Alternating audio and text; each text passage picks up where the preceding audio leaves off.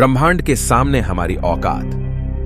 दोस्तों, आज हम जानने वाले हैं कि ब्रह्मांड के सामने हम इंसान क्या है हम इंसानों की ब्रह्मांड के सामने हैसियत। इस वीडियो को देखने के बाद आपका घमंड चूर चूर हो जाएगा जब आप जानोगे कि ब्रह्मांड कितना बड़ा है और इतने बड़े ब्रह्मांड में हम कहां एक्सिस्ट करते हैं, या फिर हमारा अस्तित्व इसके सामने कुछ मायने रखता भी है या नहीं। जानने के लिए वीडियो को पूरा जरूर देखें। दोस्तों, आपको जानकर हैरानी होगी कि हमारी धरती पर रहने वाले लोगों की संख्या यानी पूरी धरती की पॉपुलेशन लगभग 8 अरब तक पहुंच चुकी है।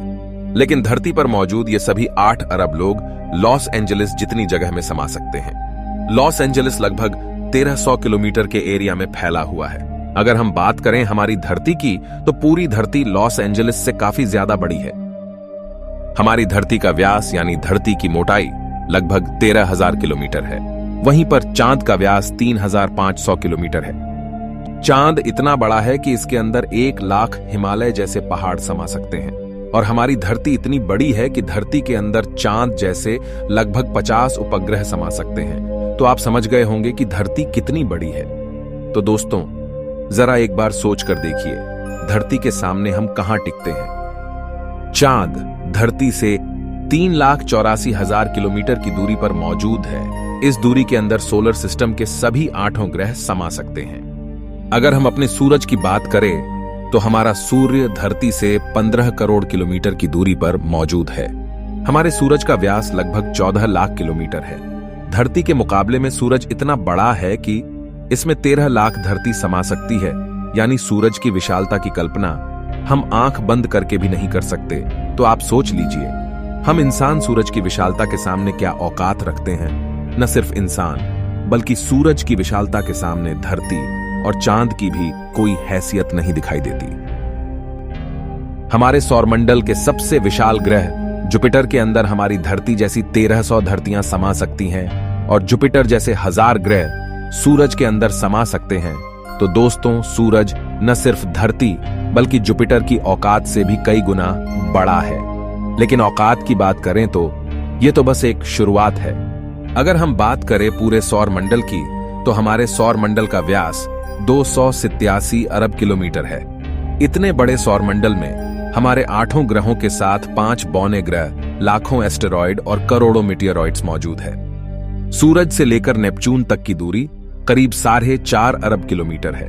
ऐसे में अगर हम सूरज से लेकर नेपच्यून तक सूरज की लाइन बनाएं, तो इस लाइन में सूरज जैसे लगभग 3000 सितारे समा जाएंगे।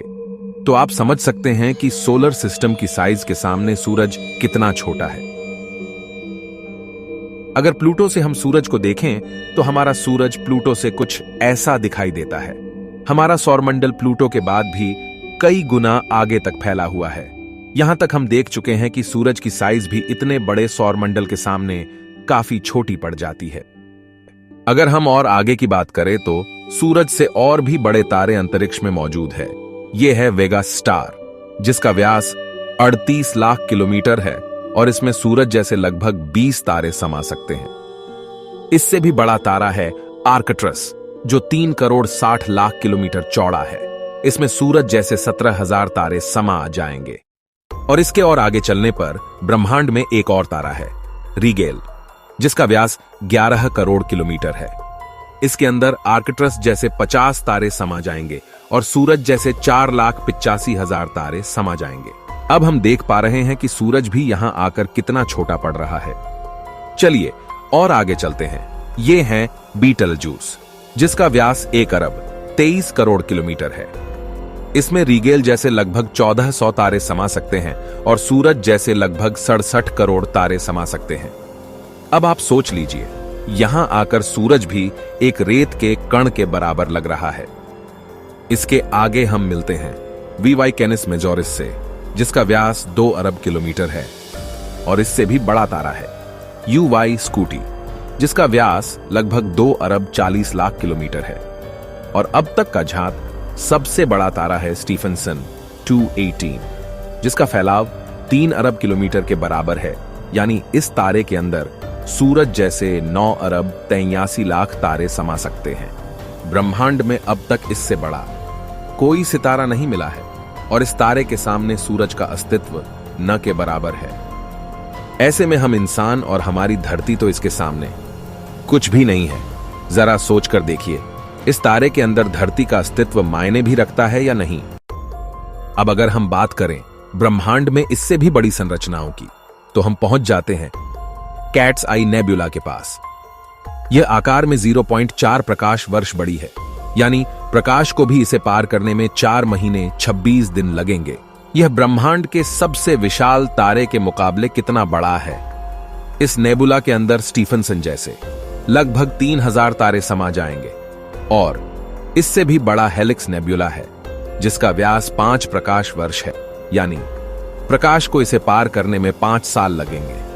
और इसमें स्टीफनसन जैसे 15,000 तारे रखे जा सकते हैं। इससे भी आगे है ओरियन नेबुला, जो 24 प्रकाश वर्ष चौड़ा है, और इससे आगे हमें मिलता है ओमेगा सेंटोरी कंस्टेलेशन, जिसका व्यास 150 प्रकाश वर्ष है। और अब तक जिन विशालकाय संरचनाओं को हमने देखा है, उन सबको अपने अंदर समाने वाली, इन सबसे करोड़ों गुना विशाल ये है हमारी आकाशगंगा मिल्की वे, यानी मंदाकिनी आकाशगंगा, जो कि 1 लाख प्रकाश वर्ष के व्यास में फैली हुई है। यानी यह इतनी बड़ी है कि इसे पार करने में प्रकाश को भी 1 लाख साल लग जाएंगे। और आपको बता दें कि प्रकाश की गति 3 लाख किलोमीटर पर सेकंड है।